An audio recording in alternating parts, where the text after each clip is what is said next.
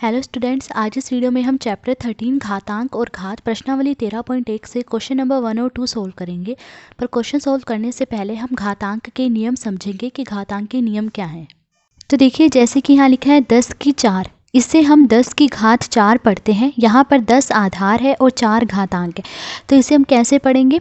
हम इसे 10 की घात 4 इस तरह से पढ़ते हैं। यहाँ पर ये जो 10 है ये आधार है और 4 घातांक है। यहाँ पर 10 की घात क्या है? 4। घातांक के नियम। अब हम घातांक के नियम पढ़ेंगे। सबसे पहला नियम देखिए क्या है, a की घात m गुणा a की घात n बराबर a की घात m प्लस n। देखिए, इस नियम से हमें ये पता चलता है कि गुणा करते समय जब आधार एक जैसे हों तो उनकी घातें जुड़ जाती हैं। यहाँ पर देखिए, आधार एक जैसे, यहाँ भी a है और यहाँ भी a, ठीक है, और इनके बीच में क्या है? गुणा का निशान, यानी ये दोनों जो है गुणा हो रहे हैं। तो गुणा करते समय जब आधार एक जैसे हैं तो इनकी घातें जुड़ जाएंगी, यानी इनकी घात क्या है? m और n, तो इनकी घात जुड़ जाएगी, क्या आएगा? m plus n। अब इसे एक उदाहरण से समझिए। जैसे कि देखिए दिया गया है 5 की घात 2 गुणा 5 की घात 8, तो किसके बराबर होगा? तो देखिए यहाँ पर आधार एक जैसे, यहाँ भी 5 है और यहाँ भी 5 है, इनके बीच में क्या है? गुणा का निशान है। तो गुणा करते समय जब आधार एक जैसे तो इनकी घातें जुड़ जाती है। इसकी घात क्या है? 2 और इसकी घात क्या है? 8, तो इन दोनों की घातें जो है जुड़ जाएंगी। तो 5, ठीक है, फिर क्या? m प्लस n, यानी घातें जो है जुड़ जाएंगी। तो 2 प्लस 8 क्या आया? 5 की घात 10। तो देखिए, गुणा करते समय जब आधार एक जैसे हों तो घातें जुड़ जाएंगी। तो क्या आया? 5 की घात 10। दूसरा नियम देखिए क्या है, a की घात m भाग a की घात n बराबर a की घात m माइनस n। अब इस नियम से हमें ये पता चलता है कि भाग करते समय जब आधार एक जैसे हों तो घातें जो है वो माइनस हो जाती हैं। तो देखिए यहाँ पर इनके बीच में भाग का निशान है, ठीक है, और आधार जो है एक जैसे, यहाँ भी a है यहाँ भी, इसकी घात m है और इसकी घात n है। तो आधार एक जैसे हैं, भाग और इनके बीच में भाग का निशान है, तो घातें जो है माइनस हो जाएंगी, यानी m माइनस n। तो अब इसे एक उदाहरण से समझिए। जैसे कि दिया 9 की घात 10 भाग 9 की घात 8, तो किसके बराबर होगा? तो देखिए इनके बीच में भाग का निशान है और आधार जो है एक जैसे, यहाँ भी 9 है यहाँ भी 9, तो इनकी घातें जो है माइनस हो जाएंगी। तो देखिए 9, अब इनकी घात माइनस हो जाएंगी। घात क्या? इसकी 10 और इसकी 8, तो 10 माइनस 8, तो 9 की घात क्या आएगा? 10 में से 8 माइनस करा, क्या आया? 2, तो 9 की घात 2। तीसरा नियम देखिए क्या है, a की घात m और इसकी घात n बराबर a की घात mn। तो देखिए इससे हमें ये पता चल रहा है कि जब इस तरह से हो a की घात m और इस सारे की घात n हो तो घात को घात से गुणा कर देंगे। तो m को n से गुणा करेंगे, क्या आएगा? mn। अब इसे एक उदाहरण से समझिए। देखिए क्या दिया, 2 की घात 3 और इस सारे की घात क्या है? 2। तो इसे कैसे लिखेंगे? घात को घात से गुणा कर देंगे, तो 2 आधार x ही रहेगा, घात को घात से गुणा करेंगे, 3 को 2 से गुणा करेंगे, क्या आएगा? 3 दूनी 6, तो क्या आया? 2 की घात 6। चौथा नियम देखिए क्या है, a की घात माइनस m बराबर 1 बटे a की घात m। देखिए इससे हमें पता चल रहा है कि जब आधार की घात माइनस में हो, यानी जब घात माइनस में दी गई हो तो उसे प्लस करने के लिए हम क्या करेंगे? उसे ऐसे लिखेंगे 1 बटे a की घात m, उसे 1 के बटे में लिख लेंगे तो वो घात प्लस की हो जाएगी। अब जैसे उदाहरण देखिए, 5 की घात माइनस 3, यहाँ क्या है? इसकी घात माइनस में है, तो इसे प्लस करने के लिए इसे हम कैसे लिखेंगे? 1 बटे में 5 की घात 3। तो देखिए इसे हमने 1 के बटे में लिख लिया तो घात प्लस की हो जाएगी, ठीक है। अब फिफ्थ नियम देखिए, a की घात m गुणा b की घात m बराबर ab की घात m। तो देखिए यहाँ पर इस नियम से हमें पता चलता है, देखिए यहाँ आधार जो है अलग अलग है पर इनकी घात जो है एक जैसी है, दोनों की ही घात क्या है? m है। तो जब ऐसा हो कि आधार जो है अलग अलग हो और घात एक जैसी हो तो आधार को गुणा कर देंगे। तो देखिए a को b से गुणा करा, क्या आया? ab, और इस सारे की घात क्या हो जाएगी? m, क्योंकि दोनों की घात एक जैसी है तो आधार को आधार से गुणा करा, क्या आया? ab, और घात क्या हो जाएगी इसकी? m।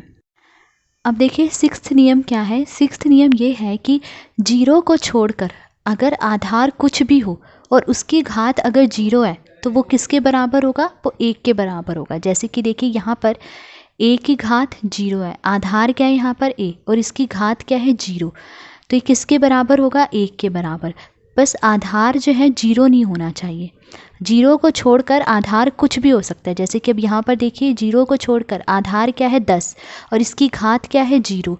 तो अगर आधार की घात जीरो है तो किसके बराबर होगा, 1 के बराबर। आधार कुछ भी हो बस जीरो नहीं होना चाहिए। ऐसे देखिए 75 की घात जीरो है, ठीक है, तो 75 की घात जीरो किसके बराबर होगा, 1 के बराबर। इसी तरह a की घात जीरो, अब यहाँ पर ये देखिए कैपिटल A है, a की घात जीरो, ये भी किसके बराबर होगा, 1 के बराबर होगा। ऐसी b की घात जीरो तो वो भी 1 के बराबर होगा। d की घात जीरो वो भी 1 के बराबर होगा। बस आधार जो है वो जीरो नहीं होना चाहिए, ठीक है। अब 7वां नियम देखिए क्या है, a की घात m बटे b की घात m बराबर, इसे हम कैसे लिखेंगे, a बटे b और इस सारे की घात m। देखिए इन दोनों की घात क्या है, m है, तो मैं इसे ऐसे लिख सकती हूँ a बटे b और इस सारे की घात m, क्योंकि दोनों की घात एक जैसी है। अब क्वेश्चन नंबर 1 देखिए, निम्नलिखित के मान ज्ञात कीजिए। तो यहाँ पर हमें इनके मान निकालने हैं। फर्स्ट पार्ट देखिए दिया गया है 2 की घात 6। अब देखिए 2 की घात 6 का मतलब है कि 2 6 बार गुणा हो रहा है, तो 2 को यहाँ 6 बार गुणा कर देंगे। देखिए 2 गुणा 2 गुणा 2 गुणा 2 गुणा 2 गुणा 2, तो देखिए 2 को 6 बार गुणा करेंगे, तो 2 को 6 बार गुणा करने पर क्या आएगा, 64। देखिए 2 दूनी 4, 4 दूनी 8, 8 दूनी 16, 16 दूनी 32, 32 दूनी 64, तो क्या आया 64।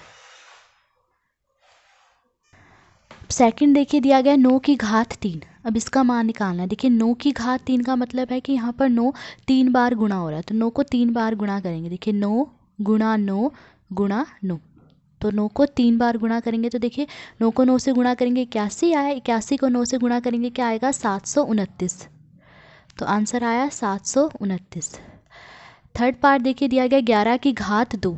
11 की घात 2 का मतलब है कि यहाँ पर 11 2 बार गुणा हो रहा है, तो 11 गुणा 11, 11 को 2 बार गुणा करेंगे, तो देखिए 11 को 11 से गुणा करेंगे क्या आएगा, 121, तो आंसर क्या आया 121। फोर्थ पार्ट देखिए दिया गया 5 की घात 4। अब देखिए 5 की घात 4 का मतलब है कि 5 4 बार गुणा हो रहा है, तो 5 को 4 बार गुणा करेंगे। देखिए 5 गुणा 5 गुणा 5 गुणा 5, 5 पंजे 25, 25 पंजे 125, 125 पंजे 625, तो आंसर आया 625। अब क्वेश्चन नंबर 2 देखिए, निम्नलिखित को घातांकीय रूप में व्यक्त कीजिए। घातांकीय रूप में यानी घात के रूप में व्यक्त कीजिए, तो अब हमें इन्हें घात के रूप में लिखना है। तो देखिए यहाँ पर 6 कितनी बार गुणा हो रहा है, 1 2 3 4, यहाँ पर 6 4 बार गुणा हो रहा है, तो मैं इसे क्या लिख लूँगी, मैं इसे लिखूँगी 6 की घात 4। देखिए 6 की घात 4 का मतलब क्या है कि 6 4 बार गुणा हो रहा है, तो यहाँ पर दिया गया है कि 6 4 बार गुणा हो रहा है, तो मैं इसे क्या लिख लूँगी, 6 की घात 4, तो आंसर आया 6 की घात 4। सेकंड पार्ट देखिए दिया गया है t गुणा t। अब इसे घात के रूप में लिखना है, तो देखिए यहाँ पर t कितनी बार गुणा हो रहा है, 1 2, 2 बार गुणा हो रहा है, तो मैं इसे लिखूंगी t की घात 2। तो देखिए इसे घात के रूप में लिख लिया, t की घात 2। थर्ड पार्ट देखिए दिया गया है b गुणा b गुणा b गुणा b। यहाँ पर b देखिए कितनी बार गुणा हो रहा है, 1 2 3 4, 4 बार गुणा हो रहा है, तो इसे मैं लिखूंगी b की घात 4। फोर्थ पार्ट देखिए दिया गया है 5 गुणा 5 गुणा 7 गुणा 7 गुणा 7। अब इसे घात के रूप में लिखना है, तो सबसे पहले देखिए यहाँ पर 5 कितनी बार गुणा हो रहा है, 1 2, 2 बार गुणा हो रहा है, तो मैं इसे लिखूंगी 5 की घात 2। फिर गुणा 7 देखिए कितनी बार गुणा हो रहा है, 1 2 3, 7 3 बार गुणा हो रहा है, तो इसे लिखूंगी 7 की घात 3। तो इसे घात के रूप में कैसे लिखेंगे, 5 की घात 2 गुणा 7 की घात 3। फिफ्थ पार्ट देखिए दिया गया है 2 गुणा 2 गुणा a गुणा a। अब इसे घात के रूप में लिखना है, तो देखिए 2 कितनी बार गुणा हो रहा है, 1 2, 2 बार गुणा हो रहा है, तो इसे लिखेंगे 2 की घात 2, क्योंकि 2 2 बार गुणा हो रहा है, तो 2 की घात 2। फिर गुणा a कितनी बार गुणा हो रहा है, 1 2, 2 बार गुणा हो रहा है, तो इसे लिखेंगे a की घात 2। तो इस सारे को घात के रूप में कैसे लिखेंगे, 2 की घात 2 गुणा a की घात 2। अब सिक्स्थ पार्ट देखिए, अब इसे घात के रूप में लिखना है, तो देखिए सबसे पहले a है, a कितनी बार गुणा हो रहा है, 1 2 3, a 3 बार गुणा हो रहा है, तो इसे लिखेंगे a की घात 3। फिर देखिए सी है, सी कितनी बार गुणा हो रहा है, 1 2 3 4, सी 4 बार गुणा हो रहा है। तो इसे लिखेंगे हम a की घात 3 गुणा c की घात 4। तो c 4 बार गुणा हो रहा है तो इसे लिखेंगे c की घात 4। फिर गुणा क्या है साथ में d, d a की बार गुणा हो रहा है तो इसे d ही लिखेंगे। तो इस सारे को घात के रूप में कैसे लिखेंगे, a की घात 3 गुणा c की घात 4 गुणा d। तो आज इस वीडियो में हमने क्वेश्चन नंबर 1 और 2 सोल्व करा। अगर आपको वीडियो पसंद आई हो तो please like share and subscribe. Thank you.